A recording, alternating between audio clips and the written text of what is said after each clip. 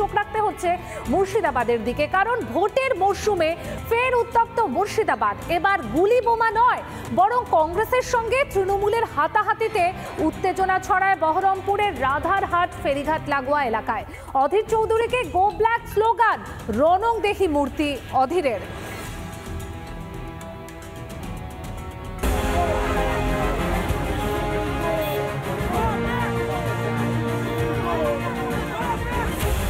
সকাল সকাল তৃণমূলের সঙ্গে বচসা কংগ্রেসের। ধুন্ধুমার বহরমপুরের নতুন বাজার এলাকায়।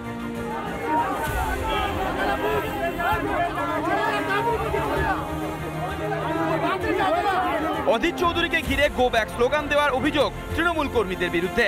এরপরই গাড়ি থেকে নেমে পড়েন অধীর চৌধুরী। প্রথমে 2-3 জন তৃণমূল কর্মী তারা কিন্তু সেখানে থাকলেও অধীর চৌধুরী যখন গাড়ি থেকে নেমে পড়েন তখন কিন্তু 20 থেকে 25 জন তৃণমূল কর্মী সমর্থক তারা কিন্তু তার কনভয় একেবারে ঘিরে ফেলে এবং তাকে লক্ষ্য করে গো ব্যাক স্লোগান তুলতে থাকে। মেজাজ হারিয়ে এক তৃণমূল কর্মীকে ধাক্কা মারেন কংগ্রেস প্রার্থী। এমনটাই দেখা গেল ভাইরাল সিসিটিভি ফুটেজে। অধীরের বিরুদ্ধে চর মারার অভিযোগ তৃণমূল কর্মীর।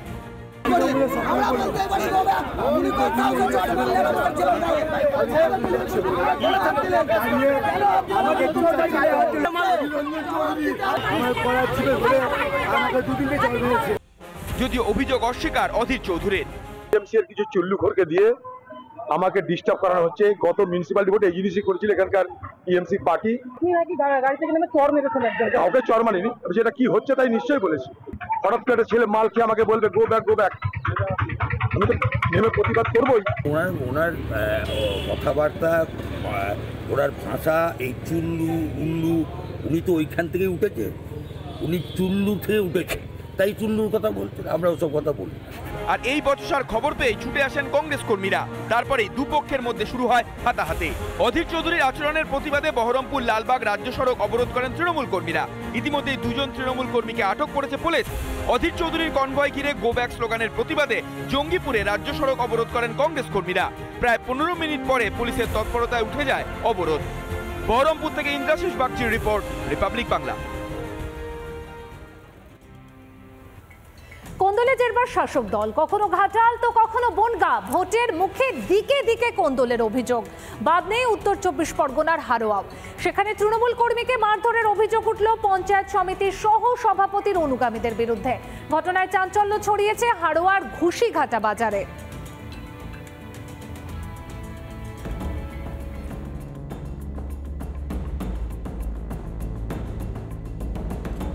নির্বাচনের মুখে হারোয়ায় প্রকাশ্যে তৃণমূল গোষ্ঠীকন্দল। তৃণমূল কর্মীকে মারধরের অভিযোগ উঠল তৃণমূলেরই এক নেতার বিরুদ্ধে। নিজের দোকানে বসে থাকার সময় তৃণমূল কর্মীকে মারধরের অভিযোগ পঞ্চায়েত সমিতির সহসভাপতি অনুগামীদের বিরুদ্ধে।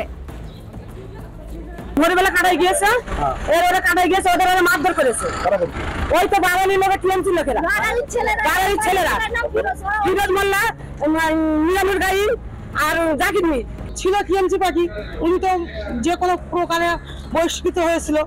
আলাদা একজন নেতা এসেছিল, তাদের সাপোর্টেরা পার্টি করছিল। কিন্তু যখন পঞ্চায়েত ভোট হলো, পঞ্চায়েত ভোটে তো ওদের টিকিট পেলে এরা নিউট্রাল বসে আছে, পার্টি এমএলএ লোক বলে মারধর করছে। শুধু দলীয় কর্মীকে মারধর নয়, আক্রান্তের দোকান এবং কারখানাতেও ভাঙচুর চালানো হয় বলে অভিযোগ। ঘটনাকে ঘিরে উত্তেজনা ছড়িয়েছে হারোয়ার কুলটি গ্রাম পঞ্চায়েতের ঘুষিঘাটা বাজার এলাকায়। ওটা আমার হাতের চাওয়া আছে, আমরা এমএলএ গ্রুপে রাজনীতিটা করি বলে টিএমসি পার্টি, যার পরে ওর ছেলে পিলে গিয়ে উল্টোপাল্টা মারধর, দোকান ভাঙচুর, আবার এখনো পর্যন্ত গ্রামে সন্ত্রাস চালাচ্ছে। অবিলম্বে আমরা পদত্যাগ চাই পাওয়ারের। অভিযোগ মিথ্যা এবং ভিত্তিহীন বলেই দাবি অভিযুক্ত তৃণমূল নেতার। আইএসএফ করছে কেউ, কেউ করছে বিজেপি। তাহলে ওরা আমাদের তৃণমূল কংগ্রেসের এমএলএ লোক হয় কি করে? কালী মানযুক্ত করার জন্য তৃণমূল কংগ্রেসের যে সমস্ত কর্মীগুলো আছে, এলাকা শান্ত থাকার স্বার্থে, এলাকা শান্ত রাখার স্বার্থে আপনারা সবাই একদম হাতে যে আইন আছে আপনারা আইনিগত ব্যবস্থা নেবেন। দিকে দিকে ধরা পড়ছে তৃণমূলের গোষ্ঠী কোন্দল। ভোটের মুখে কোন্দলেই কি ধরাশায়ী হবে শাসক দল? উত্তর 24 পরগনা থেকে অর্ণব মৈত্রের রিপোর্ট, রিপাবলিক বাংলা। ফের প্রচারে বেরিয়ে বেলাগাম প্রসূন ব্যানার্জি। এবার মালদা উত্তরের বিজেপি প্রার্থীকে অপদার্থ বলে কটূক্তি করলেন তৃণমূল প্রার্থী। আর তাই নিয়ে প্রসূন ব্যানার্জিকে পাল্টে আক্রমণ করতে ছাড়লেন না খগেন মুর্মু।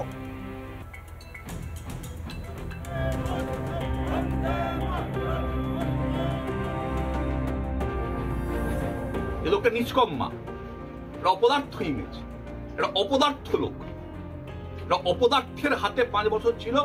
মানুষ বলছেন অপদার্থ বিদায়। এবার শুক্রবার প্রচারে বেরিয়ে দলীয় কর্মীদের সঙ্গে মাটির দাওয়ায় বসে পান্তা খান মালদা উত্তরের তৃণমূল প্রার্থী প্রসূন ব্যানার্জি। পান্তা ভাত খেতে খেতেই এমন কটূক্তি করেন প্রসূন ব্যানার্জি। আমি তো লিখেছি এই জায়গাতে যে গ্রাম পঞ্চায়েতের প্রধান হতে পারবেন কিনা সেটা ঠিক করুন আগে। প্রধান হতে গেলেও একটা ইয়ে লাগে, ওনার তো কিছু নেই, উনি তো কিছু কাজ জানেনই না, দপ্তরের নাম বলতে পারেন না, দরখাস্ত দিতে পারবেন না। ওই লোক এসে সাংসদ হয়েছে, অপদার্থ অযোগ্য একটা লোক পাঠিয়ে ফেলেছিল মানুষ ভুল করে। মানুষ বলছে অপদার্থ সোজা বিদায়। এবার আর এই মন্তব্য শুনে প্রসূন ব্যানার্জিকে পাল্টা আক্রমণ শোনালেন খগেন মুর্মু। উনি কতটা পদার্থ সেটা মানুষ জানে। উনি হচ্ছে ঘুষ দুর্নীতি করে মানুষকে এখানে কতটা জ্বালিয়েছেন, সর্বশান্ত করেছেন সেটা মানুষ জানে। এখানে যখন হচ্ছে বিবস্ত্র করে 2 জন মহিলাকে মারতে মারতে যখন ফাঁড়িতে বসিয়ে রাখা হলো বিবস্ত্র অবস্থায় ঘন্টার পর ঘন্টা, উনি ডিআইজি ছিলেন, অপদার্থ একজন ডিআইজি, অপদার্থ। ভোট যত এগোচ্ছে ততই বেলাগাম হয়ে পড়ছেন প্রসূন ব্যানার্জি। অবশ্য পাল্টা জবাব দিতেও পিছিয়ে নেই বিজেপি প্রার্থী খগেন মুর্মু। গরমাগর্মিতে উত্তপ্ত মালদা উত্তরে ভোট বাজার। মালদা থেকে দীপঙ্কর গোস্বামী রিপোর্ট, রিপাবলিক বাংলা। সিঙ্গুরের মাটিতে দাঁড়িয়ে টাটাকে ফিরিয়ে আনা হবে বলে আমজনতাকে প্রতিশ্রুতি দিলেন হুগলির বিজেপি প্রার্থী লকেট চট্টোপাধ্যায়।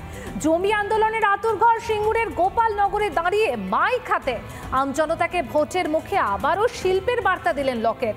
এদিন প্রথমে গোপালনগর রত্তাল বারোয়ারি পুজো কমিটির মন্দিরে পুজো দেন প্রার্থী, তারপর মানুষের সাথে জনসংযোগ করেন। দলীয় কর্মী স্কুটিতে চেপেও জনসংযোগ করতে দেখা যায় প্রার্থীকে।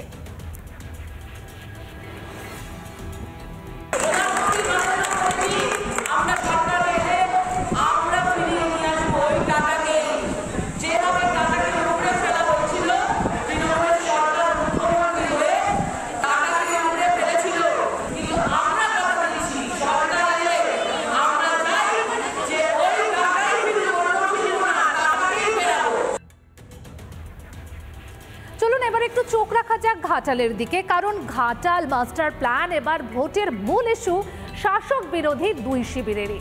এই প্ল্যান নিয়ে দেবকে প্রায়ই কাঠগড়ায় দাঁড় করাচ্ছেন বিজেপি প্রার্থী হিরণ। এবার দেবের বিরুদ্ধে আরও অভিযোগ, নিজের কেন্দ্রে ব্রিজ নির্মাণের আশ্বাস দিয়েও তা পূরণ করেননি তিনি। জানিয়ে ক্ষোভ তৈরি হয়েছে সাধারণ মানুষের মধ্যে, আর কটাক্ষ করতে ছাড়েননি বিজেপি প্রার্থী হিরণও।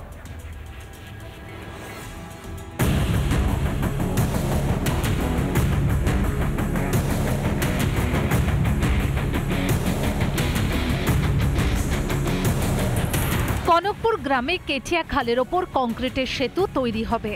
গত লোকসভা ভোটে জয়ী হওয়ার পরেই আশ্বাস দিয়েছিলেন সাংসদ দীপক অধিকারী।